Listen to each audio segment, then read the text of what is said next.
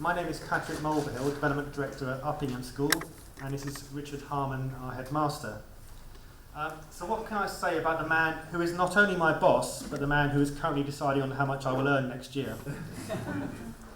He's the greatest headmaster of this or any other generation. A man whose wisdom and brilliance is only superseded by his generosity to his staff. Is that what you said? Yeah. On a more prosaic level, he's been headmaster at Uppingham for the last 10 years and has recently announced he'll be stepping down in 2016.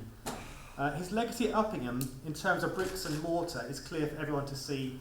Do come and have a look at our Western Quad.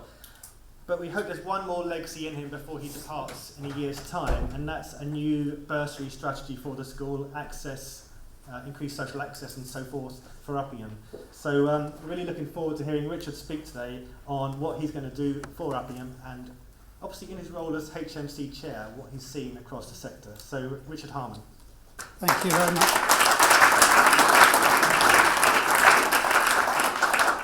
Thank you, Patrick, for that unbelievably accurate introduction.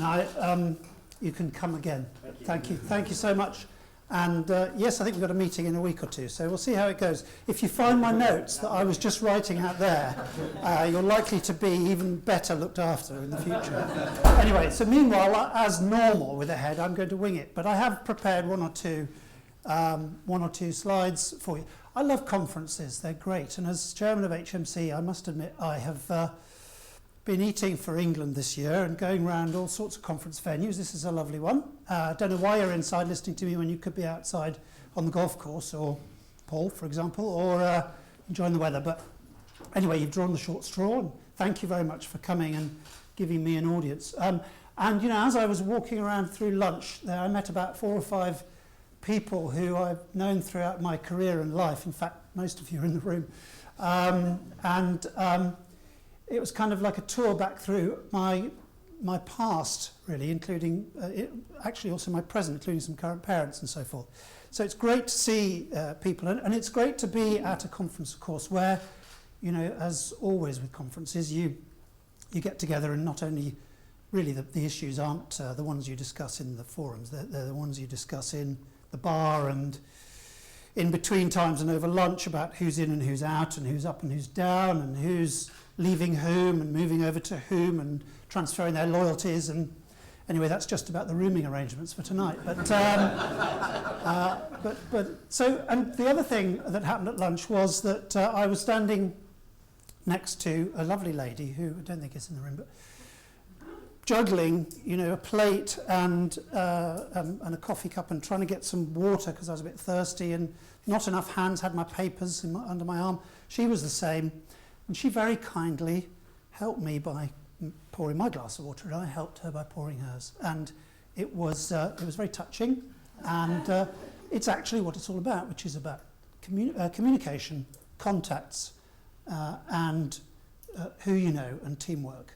And whatever I might say rudely about Patrick while he's out looking for my notes, the truth is, as you know, before I get on to bursaries, that the secret to me of the whole thing is not so much about roles or who takes the lead or who's ultimately responsible, and stuff we'll come on to later, but about the relationships, between the head and the development director or foundation director, or whatever the title is, and across the school, don't worry. And thanks anyway. And the relationships that you build outside. And of course, the fundraising really comes as a result of a lot of relationship building, as you know.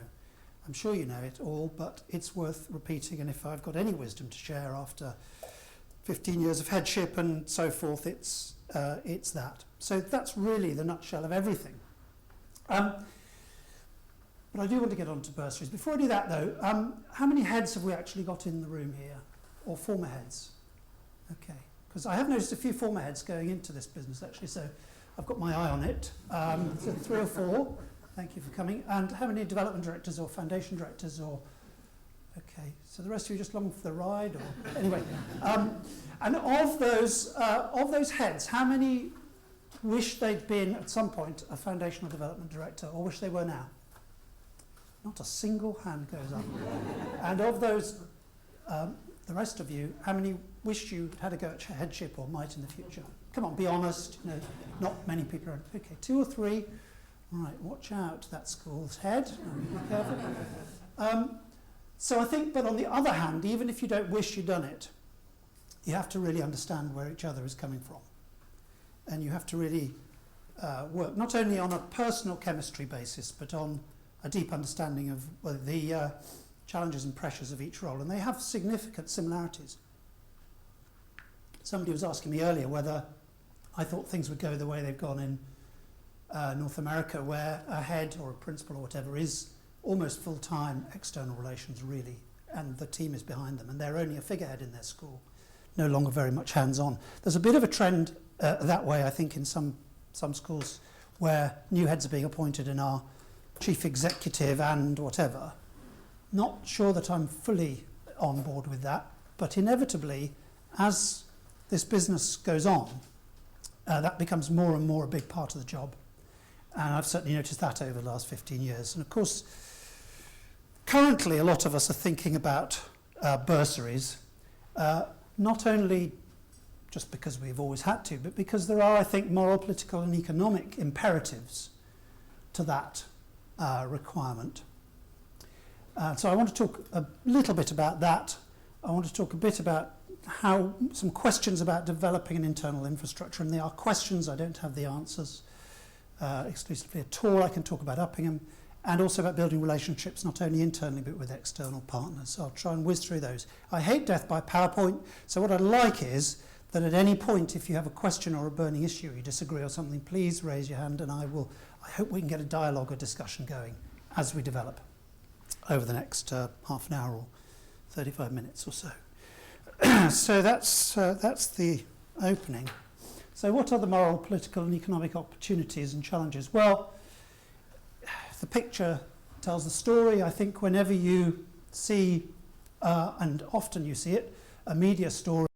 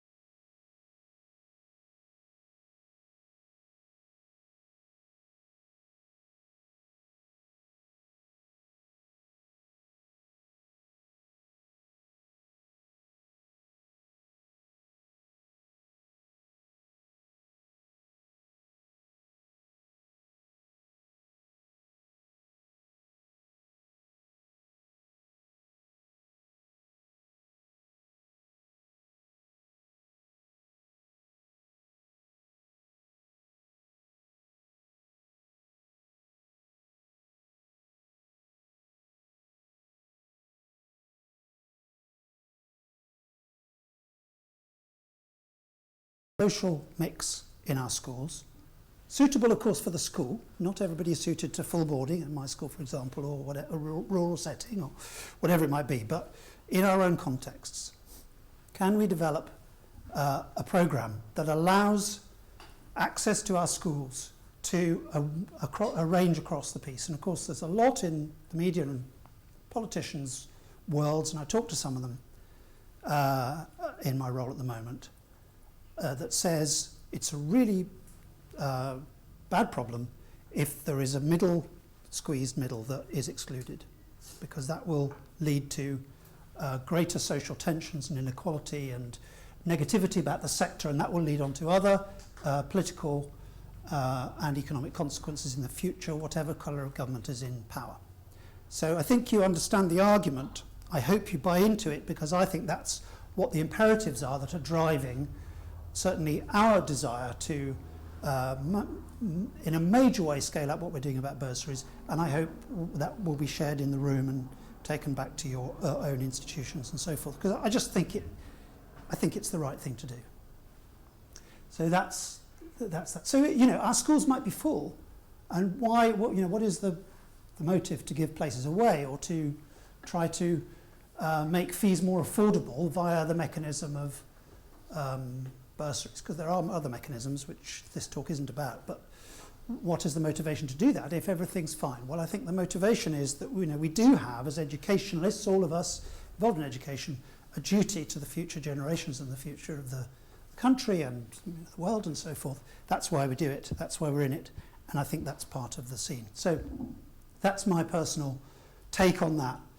And the benefits of widening social access is that you will also, we are about, and I'm sure we all put it in our prospectuses or our talks to parents or alumni, whoever it is, we are about preparing young people for life, for the whole of life, for the world out there. And the world out there is one in which they need to be able to relate with all kinds of people, and so to be educated with all kinds of people from different backgrounds is important. And I'm sure you would say the same for your own children, those of you who have them and put them through school and so forth. Does that mean it'll deter some of our more traditional markets? Well, one would hope not, wouldn't one? But one might have to. You might have to prepare for sort of questions about this from your traditional markets and parental body or prospective parental body or alumni body. And in our case, there's a Venn diagram with a big intersecting bit in the middle there. And that's tricky because, of course, in the end it comes down to the question, and I was asked this question at our foundation board meeting by one of our foundation members when we talked about launching our bursaries campaign. The question is, when it comes to it, we already have a problem in some years because we haven't got enough places for the demand. I mean, I'm not saying that's true all the time, but in some years it is in some cases. And if you're in that position, what are the implications of denying a place access to a traditional, let's say, old Uppinghamian, who's done very well, very wealthy, whose child doesn't get a place because you've given it to 100% bursary child, or even a 50% bursary child, or whatever. And these are really difficult. This is where the rubber hits the road, and they're difficult. They're difficult decisions, and they're difficult things to justify. But you do need, or you and your heads, the leadership team, will need to work out the answers to those questions. What are the benefits of that, and how do you mitigate those issues, and how do you deal with those problems? I mean, my answer, frankly, is that if we're only educating ourselves, we're a little ever-sustaining bubble, which is great, but it's not going to move the school on and develop it. And Tony Little, who's leaving Eton this year, if you ask him, as I did, I think what he felt his greatest contribution to Eton has been over the years, and he must speak for himself, but he did say this, it is that it's no longer a school which is dominated by old Etonians. That actually it is now, it's the same school, but yet it is a much more mixed social place, and that's vital for its survival, and that's, if you like, the example and the flagship statement. But there may be questions there that you have to tease out and ask. Some of you may be an answer, some of you may have been asked them already. So I do think it's important to make the reasons you're doing a bursary scheme or moving a bursary scheme on or up clear, to work it out yourselves within your organisation, and that needs to tie in very clearly, I think, to your strategic plan, your vision for your school for the future. What are you about and why? How does it connect perhaps with your original foundation as a school, your purpose? What are you there for? And this is one part of it. And I think it needs to be of a piece, a stick of rock with bursaries going all the way through it as well as other things. It's not a separate add-on. It shouldn't be. And I think if you do approach it as an add-on, a bit like any other major move in a school, it won't work so well. Could work to a point, but it won't be transformative. So I think work that through and make those then clear and explicit, both internally and externally, would be my example. And we developed a document at Uppingham called the Uppingham Way, which is not a development plan because I hate them, but it's a strategic vision out of which development planning happens in all the departments. And it's very much ethos-based and mission-based and vision-based and values-based. So it's up on our website if you want to look at it. But it's integrating it with that vision that I think is vital. Benchmarking against peers, well, for anything we do, benchmarking is vital. And there is benchmarking information out there, and I'm sure IDPE is plugged into that and provides it and points in the right direction. Just do beware, though, little health warning, which is, of course, that every single school situation is different. Every single context is different. And so benchmark, you've got to get behind the surface of the figures on the benchmarking. So be careful when you're talking with your governors or foundation board or whatever about benchmarks, that they always come with health warnings and local applications. But nevertheless, it's helpful and usable. You've got the targets have to be achievable. One old Uppinghamian, Stephen Fry, famously said, "Once I hate targets because there's a danger I might achieve them." And you know what we mean. But on the other hand, we are dealing with the people we're dealing with, and we need a focus, and therefore we do need targets. Mark from Craig Mile outside before I came in asked me what our target was for our bursaries programme. I'm delighted to say I couldn't remember. but Patrick helped me out. And we have got a target of an endowment that we want to build up over time, but at the same time you've got to treat them with a certain amount of internal scepticism and flexibility, shall we say, and look at the medium to long term. Interesting last question, and I should be interested to take a straw poll on this question. Perhaps I won't give you my view. We have a view, I think, that we've developed, and then I'll talk a little bit about what we've done. So what's just a quick show of hands, who would say the answer to that question about running a capital campaign and bursary campaign concurrently is a yes, you can, or indeed you are, or should, or... Okay, about half. And who would say no, you shouldn't, you should focus on them separately? Okay, there's about a quarter, and the rest sitting on the fence, which is very good. Well, we have taken a decision. Now, whether it was principled, or probably not, any decision I make, but anyway, whether it was a decision that was from a principle or just from pragmatism, we take the decision not to try to major, let's put it that way, let's look at it like an American degree, to major on both at the same time. Because we decided that there's a real danger of splitting your eggs into too many baskets, or whatever cliche you want, splitting your focus, spreading yourself too thinly, etc., etc. And that actually we decided our constituencies would respond much better to a strong and clear lead focus. That doesn't mean to say we don't do anything else. So if somebody isn't there saying, I'd love to give to X, you don't say, well, of course you don't say, sorry, but we're doing Y. You say, that's fantastic, let's see how we can... But you don't necessarily put your main energies into X at this phase.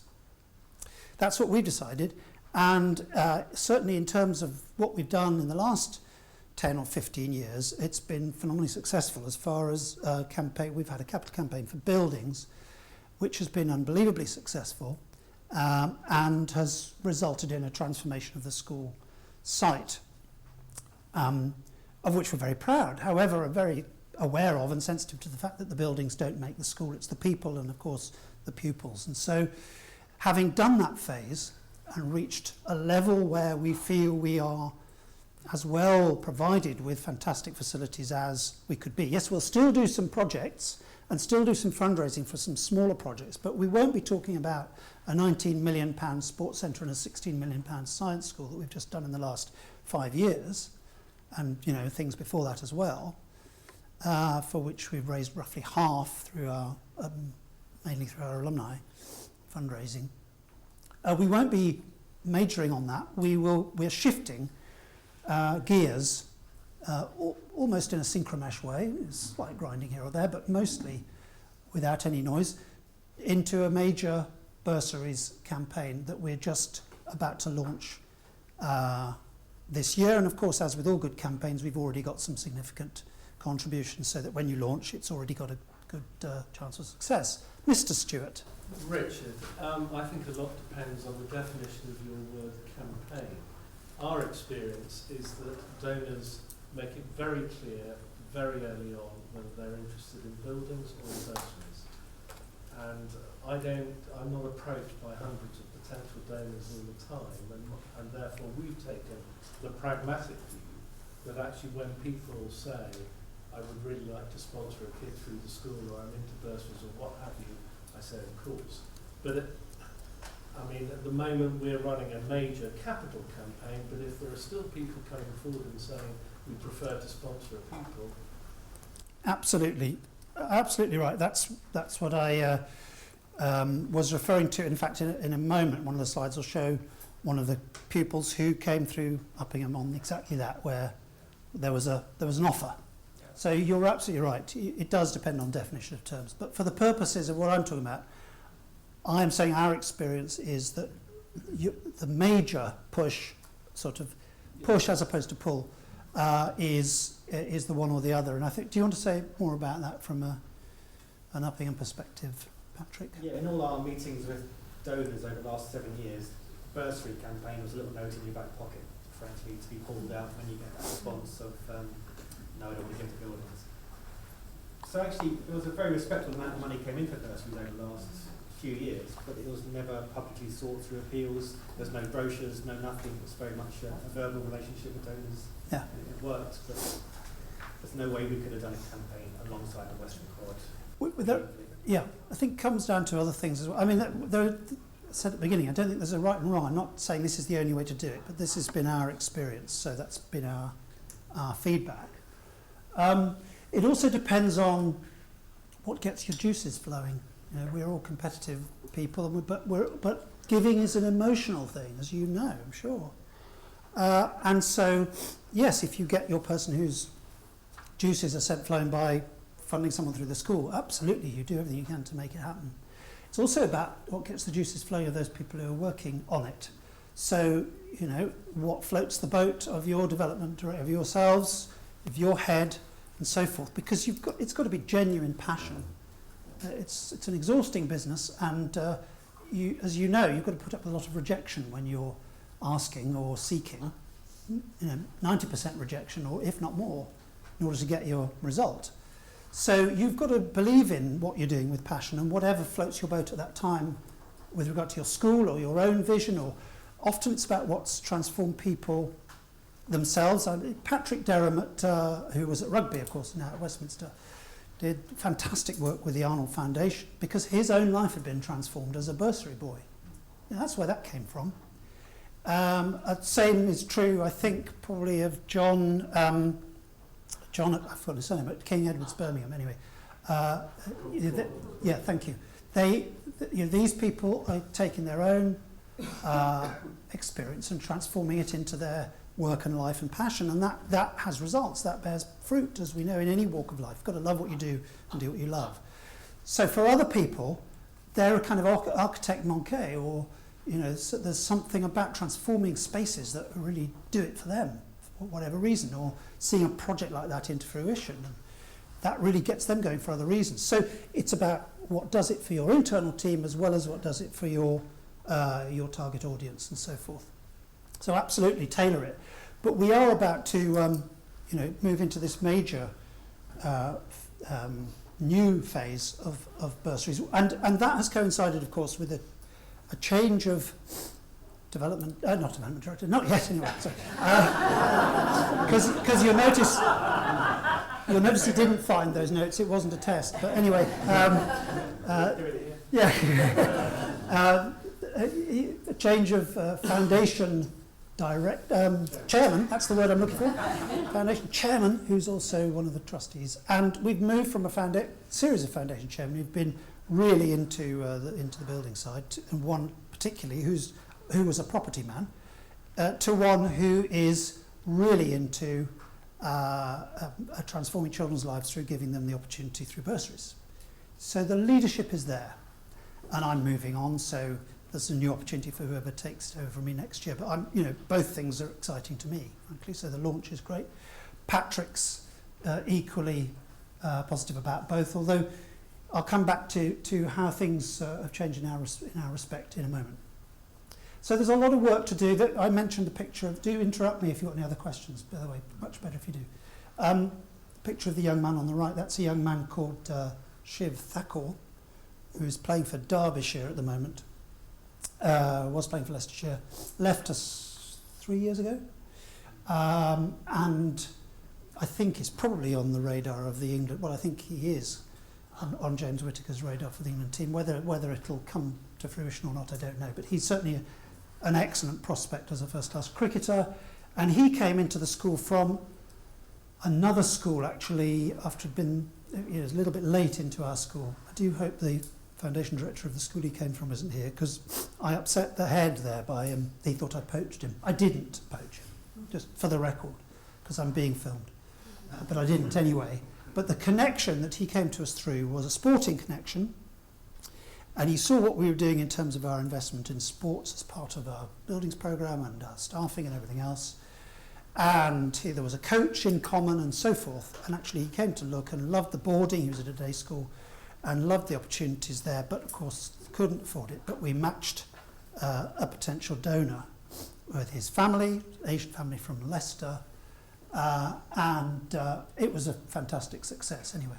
Cut a long story short, and he's launched, and I think is ever grateful, not so much for the cricket, although the cricket was great at Uppingham, but for the opportunities it gave him as a whole school. So that's important too. It's got to match. It's got to work. So there are different ways of finding them, but however you find them, verifying their needs is vital, and there needs to be a great machinery around it, and I'm sure a lot of you already have this, but it is a bit of a job creation scheme, the processing of bursary applications. It's very paperwork or electronic heavy, it's very time consuming, and we have had to ratchet up what we've done in that respect in terms of the staffing and the time and the process by which we look at our bursary applications. And that is something, if you're just starting out, the trap for the unwary. So it'll involve your bursar or his or her team, as well as your admissions, as well as your foundation, as well as your head's office and so forth. So teamwork again. And proper means testing is important. I think there are companies out there who will do it for you for a fee. I think one of them might even be called the Bursary Company or something like that, where they'll charge you a certain amount and they'll do home visits and they'll check out what sort of car these people drive and so forth, because actually there are lots of ways to, as you know, to fill in forms or get clever accountants to do it for you. So you could do a whole session on that. But there is a lot of mechanics and paperwork behind verifying the needs. It has to be done properly because you have to be accountable for these things. Integrating into school is vital. Use the normal structures. House system, if you've got it, year group system, pastoral system. It's vital that none of your team at school feel cut out of that loop. So the house mistress or master or the year group head or whatever has to be the key person still, but there might need to be plus. There might need to be extra people there in the school, because depending upon the background, and of course we're talking about a range of social backgrounds here, but there are one or two candidates in our school, for example, for whom the social scene at Uppingham is very, very, very, very, very, very different from home. Toxteth and Uppingham School in lovely Wiltshire, wherever we are, Wiltshire is where I used to work, in lovely Rutland, is very different indeed, seriously. And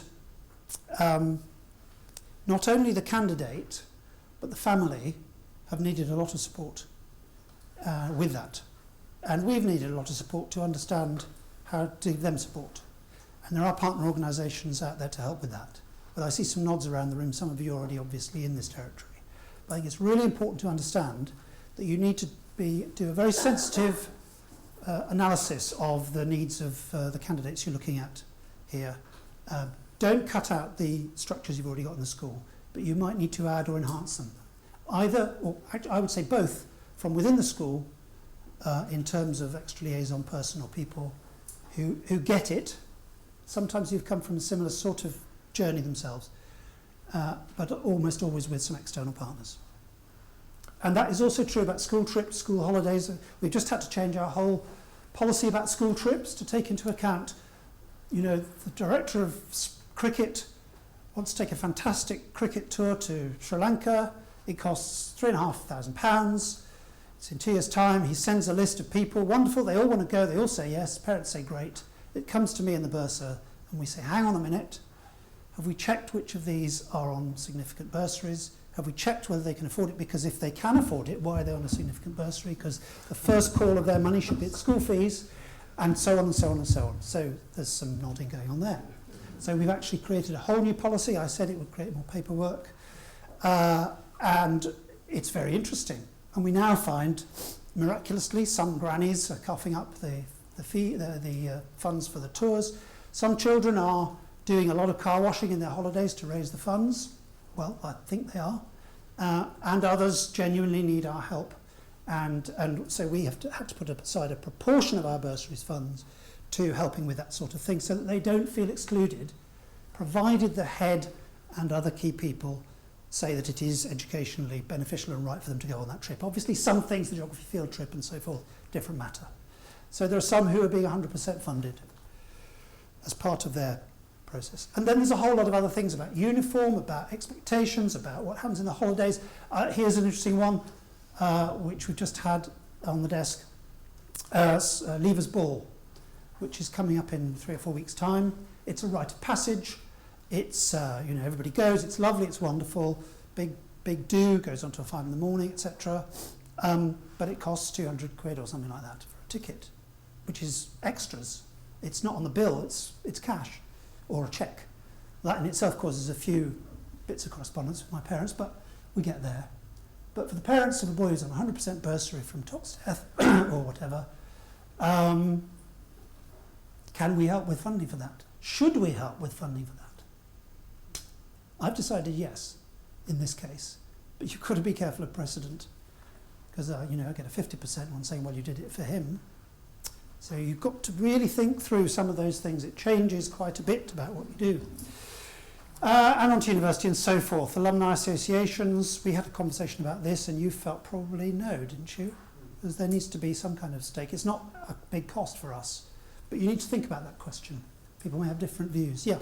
Richard, I'm Kerry Wilson, I'm Development Director at Rugby School, so working with the Arts Foundation. I'm glad I gave you a plug. You've just skated over the do you support them onto university, and it's one of the things that is a critical issue for us. Those pupils who come through our foundation and need 100% support and all of the extras, and we also fund the Leavers Ball because we feel that it's a hugely important part of their being at school and being part of their peer group, and it's a rite of passage, and if you want them to be exactly the same, then that's part of it. Yeah. But they can apply for a loan like anyone else, but they don't have the same backstop that a lot of other families have when they go on to university. So they come back to us and need our support to help them both access funds and perhaps help them a little bit, nudge them along, provide them with additional support on those sort of first difficult years of university. What are you proposing to do in that regard? Because it is a real challenge. It's a real challenge, and that's where, I'll come on to one of my other slides in a minute, because I'm conscious we've only got 5 minutes, which is why I skated over it. But I'm delighted that you said that, Kerry, and thank you very much, because I'm not the expert and you are, because we're just starting out on it. I suffer all the time as a head from imposter syndrome, and today is a big example. So I'm delighted that you're here, because you've just provided the key set of questions and pointers for us, really. And I might come back to that, but no, sorry, wrong thing. My last point on this one is about talking to those who've been successful. So my answer would be, what I was planning to do was to talk to you. Seriously, or get Patrick to talk to you. And I imagine a lot of it is about partnerships, partners with things like Inter-University and other organisations that help with that. And I couldn't quite hear whether you said this applied only to 100%ers or to those, any of those you give a bursary to? Foundation pupils are almost exclusively 100%. So I think because of the way you recruit them. yeah, and you see, you're light years ahead of us in terms of that, for reasons I've just said, and so there's wisdom out there to share, and I'm sure that as we build up in the next few years, because we haven't launched the fund properly yet, we've only got one or two of those examples in the school. We're feeling our way, and that's what I hope this is about. So I'm sure the answer is we're going to have to A, work with partners, and B, provide or get our donors to provide or understand they're providing extra funding above and beyond. You do need an exit strategy, don't you? You do, we do, absolutely. Thank you very much for that. So I'm going to quickly skip for 2 minutes, and then there might be a final question or two, because I've got to jump in a taxi at 1:45. Should we go for endowment or pay as you go? Well, don't forget that an endowment, of course, £10 million now will get you, at current rates, £10 million endowment will get you how much? I don't know, financial people in the room. 10, 20,000 at most a year. Well, that's going to fund half a fee at Uppingham a year. And we're not going to get there in a short time in terms of scale. So yes, we have a target and it's going to be big, but it's going to take a long time to get to that point. So we're going pay as you go, build an endowment as you go as well. But pay as you go, of course, and how much money do you, well, it's as long as a piece of string, that question. But it has to be very significant. Of course, interest rates will change and investments will change and so on. But at current rates, that's how it is. But you do need to build an endowment for the future. I think if you're doing this seriously, it's just going to be a long-term project. And how to sell pay as you go, well, of course, that's about the personal involvement. That's about the buzz you get. That's about the emotional involvement. That's about seeing a return, if you like, on your investment or a real person that you're transforming a life of. And I think that's the main thing. Legacies must be part of the future of creating an endowment, but they can only be part of it, as I've said before, because I think it will be a twin-track approach for the future. And I've said before, talk to those who are have been successful and are successful in this field. And we're beginners. By all means, talk to us, but we're beginners in this respect. Finally, how are we underpinning this? Well, at Uppingham, won't surprise you to know, because a lot of schools, I think, are doing it. Part of it is finding our major donors, and we've been very fortunate to find some already, plus building the pyramid of donors and making a start on that. So that's a big part of it. And the other part is, I've just come back. One of the reasons my voice is a bit husky is I'm still a bit dehydrated from a very long flight back from China, because guess what? We are considering looking at opening a campus, or maybe over the long term more than one, in China or overseas, with a twin track approach. One, of course, because it's educationally a great thing to do and we live in the global world and so forth, exchanges, teaching, contacts and so forth. But two, because it will provide a secure, we hope, secure, significant income stream to underpin our bursaries, pay-as-you-go fund or even endowment for the next 20, 30, 40 years, or however long our horizons in this business can be. So thank you very much for listening. I hope that stimulated some questions, and there is time perhaps for just one or two more if anybody would like to ask them. Just one thought, is there something, can I ask you about wearing an HMC hat? Is this, what is the HMC overall view toward bursary fundraising, and to what extent do you discuss it and advocate? Well, facetious answer followed by straightforward answer. Facetious answer, but it's true, is that if you try to develop an HMC view about anything, you're going to fail. Right. One single HMC view, because of course we do, but we are 280 rather fiercely independent heads, all of whose schools are in different places, and all of us have our own egos and, special areas and blah, blah, blah. So it would be, I did think about when I became chairman, wouldn't it be great to have an HMC bursaries fund, you know, to launch, to neuter all this stuff about social mobility and how bad we are for society, but it's not feasible. You can't, it's got to be sustainable and feasible, and you're not going to get there. However, there is some fantastic examples and practice across the piece in HMC, and I've mentioned 2 of them. There are lots of others in different scales and contexts. So of course we talk to each other and we share best practice and experience as you do here. And of course we keep telling the politicians and opinion formers how much we do.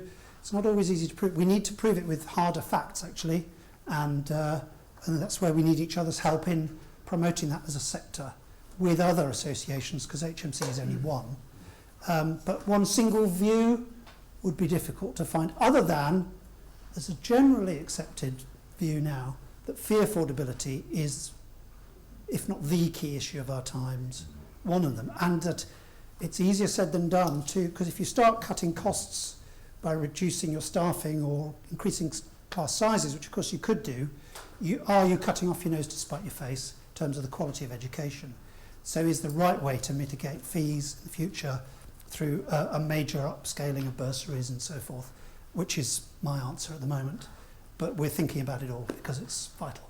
Just to add to that, Richard, the HMC and IDPE is sharing a conference on bursaries in January, which is something I was supposed to announce to you guys anyway, but 26th of January, heads, bursary governors, development directors meeting in London for the second conference of its kind. I think it was supposed to be pretty impressive last time, Kerry, you were involved, wasn't it? So 26th of January, if anyone wants to get involved in this in a little more detail. I think the slides also are going to be available, aren't they? So anyway, yeah. Can I just ask Sophie from the King's School?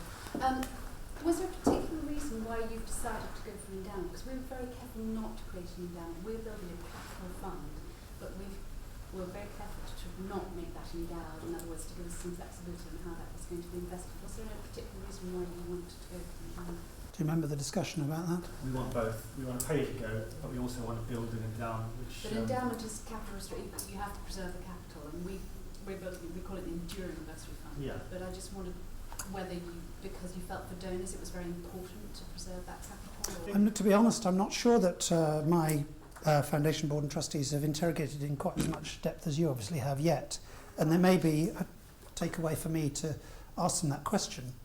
But it's not the issue about endowment long-term sustainability. Yeah, but I was just about to say, my trustees have always said, you know, the school's been here 430 years, and King's School's been there a long time. Yeah. So, but they've always said, and we therefore want these things to be protected for the really long term. Absolutely, our but intention yeah. is to preserve the capital, but we're not restricted. Yeah. Anyway. I've really got to jump in taxi in 2 minutes. Okay, Yeah. very briefly, if you believe in means testing for financial support, how can we look after the squeezed middle income? Well, you see, we already, I mean, what I've missed because there isn't time is we already have a bursary programme, which is generated by recycling fee income from other parents. We have a percentage every year of our, as a lot of us do, gross fee income that goes towards scholarships and bursaries, and we've squeezed the scholarships down and pushed the bursaries up over time, partly because of political thing, but partly because we thought it was the right thing to do. So I think it's going to be about segmenting the focusing the funds so that might be used more for the squeezed middle income, smaller bursaries. I don't mean tiny, but smaller bursaries, and our big programme for which we're fundraising is for 100% or maybe 80 to 100%. We've yet to determine the exact sort of floor level, and so it's a mixture of the two. Great. I think we ought to call it. Thank you very much.